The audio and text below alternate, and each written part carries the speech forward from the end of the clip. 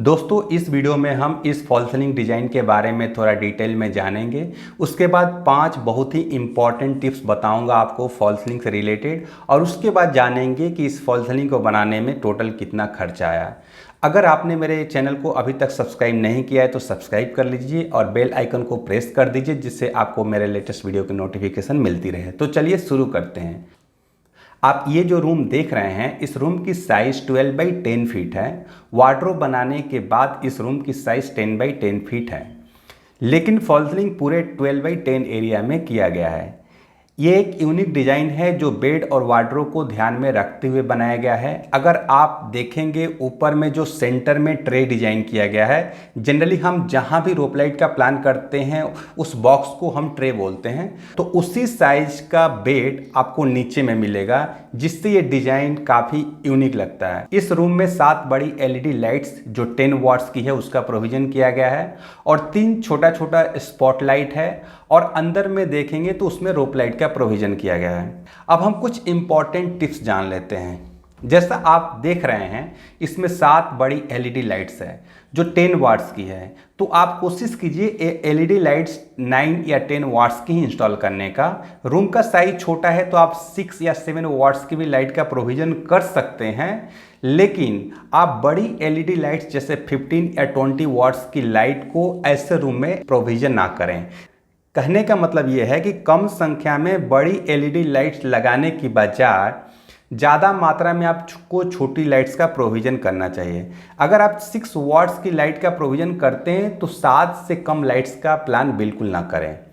दूसरी बात, जब भी आप 7 बड़ी एलईडी लाइट्स का रूम में प्रोविज़न करते हैं तो कोशिश कीजिए लाइट के लिए कम से कम 3 स्विच हो, ताकि समय के अनुसार लाइट को ऑन ऑफ कर सकें। 7 लाइट का प्रकाश ज़्यादा होता है, इसलिए हर वक्त इतने लाइट की ज़रूरत आपको नहीं होगी, तो ज़रूरत के हिसाब से लाइट को ऑन ऑफ कर सकें। तीसरी बात, अब तो एलईडी लाइट्स मल्टी कलर में भी आता है, लेकिन वो काफ़ी कॉस्टली होता है।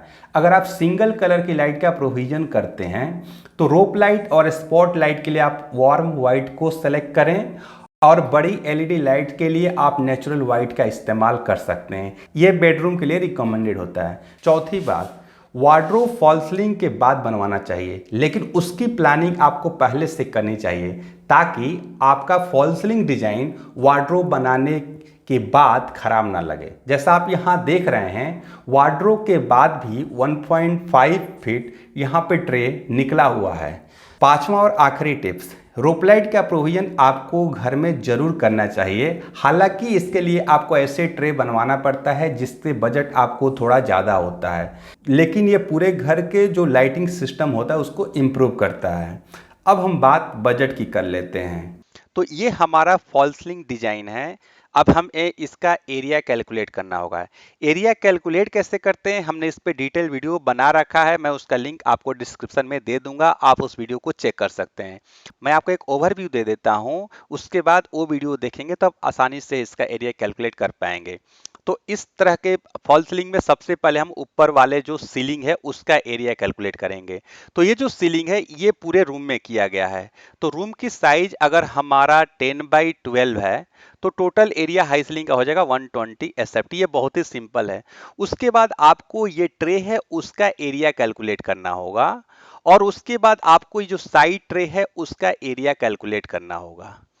अब ये ट्रे क्यों बोलते हैं, क्योंकि इसके अंदर हम रोप लाइट का प्रोविजन किए हुए हैं। जो आप अंदर के लाइट देख रहे हैं वो रोप लाइट होता है, तो उसके लिए हमें इस तरह का ट्रे बनाना होता है। तो इस केस में आपको सबसे पहले ये एरिया निकालना होगा, उसके बाद आपको ये एरिया निकालना होगा, उसके बाद आपको ये एरिया निकालना होगा, उसके बाद आपको यहां से ले करके ये एरिया पूरा निकालना होगा। तो ये भी सिंपल है। ये 6 फीट इसकी लंबाई है, और इसकी जो इधर की लंबाई है वो 5 फीट है। उसके बाद ये जो ये लंबाई है हमारा 10 फीट है, इधर भी हमारा 10 फीट है, इधर भी हमारा 10 फीट है। ये कैलकुलेट कर लिया अगर आप एरिया, तो उसके बाद आपको ये साइड ट्रे है वो एरिया कैलकुलेट करना होगा। ये थोड़ा सा इंपॉर्टेंट है, इसलिए मैंने बोला आप वो वीडियो देखिए, आपको आसानी से समझ में आ जाएगा। तो ये हमारा वर्टिकल है। वर्टिकल के बाद एक अंदर में जो लाइट देख रहे हैं उसके अंदर भी एक वर्टिकल होता है। सो वर्टिकल को समझने के लिए आप इस इमेज को देखिए, यहाँ वर्टिकल बना हुआ है, इधर भी वर्टिकल बना हुआ है। तो आप ध्यान से देखेंगे ये तो वर्टिकल है ही, इसके अंदर में भी वर्टिकल है। और क्लियर समझने के लिए आप इसको देखिए, यहाँ पे देखिए एक अंदर में ये वर्टिकल बना हुआ है, एक बाहर में वर्टिकल बना हुआ है। इसी अंदर वाले वर्टिकल की बात कर रहा हूं और ये बाहर वाला जो आपको दिख रहा है। तो उसी तरह से आपको सबसे पहले ये वर्टिकल का एरिया कैलकुलेट करना होगा, उसके बाद अंदर वाला भी कैलकुलेट करना होगा।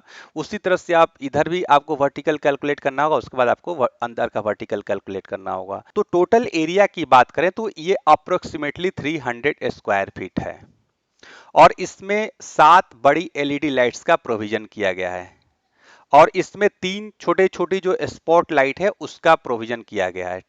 उसके बाद आपको रोप लाइट का प्रोविजन किया गया है। तो रोप लाइट की लंबाई अप्रोक्सीमेटली 14 मीटर है। तो चलिए अब हम इसका बजट कैलकुलेट कर लेते हैं। तो इसके लिए आपको मेरे वेबसाइट पे जाना होगा। वेबसाइट के फॉल सीलिंग सेक्शन में आपको यहाँ पे 2 कैलकुलेटर मिलेगा, एक क्विक फॉल सीलिंग कैलकुलेटर और एक एडवांस फॉल सीलिंग कैलकुलेटर है।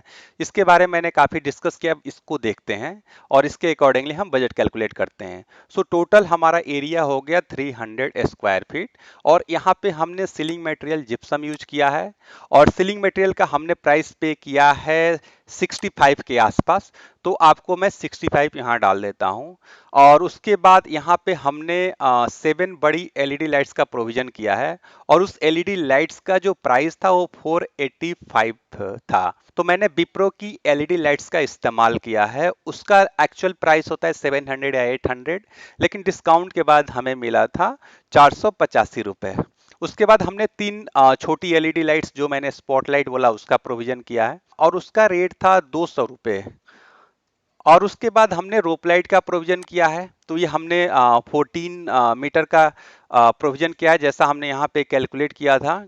तो उसके बाद हमने कोई स्विच बोर्ड मॉडिफिकेशन इसके लिए नहीं किया था, तो यहाँ पे 0 रहने देते हैं। और तो पेंटिंग में हमारा लगा था 15 रुपये स्क्वायर फीट के अनुसार, तो ये हमारा 4500। एक चीज़ और मैं आपको बता दूं, यहाँ पे जो 65 रुपीज़ था उसमें सीलिंग मटेरियल, चैनल वायरिंग सब कुछ इंक्लूडेड था, इसमें वायरिंग अलग से नहीं हुआ था। तो टोटल अगर बजट की बात करें तो टोटल हमारा हो गया 28,975 रुपया। ये बजट थोड़ा सा कॉस्टली है, लेकिन जो डिजाइन आप देख रहे हैं उसके हिसाब से ये बजट को जस्टिफाई करता है। मुझे उम्मीद है आपको ये वीडियो पसंद आया होगा। अगर पसंद आया तो वीडियो को लाइक कीजिए, अपने दोस्तों के साथ शेयर कीजिए और मेरे चैनल को सब्सक्राइब करना ना भूलें। धन्यवाद।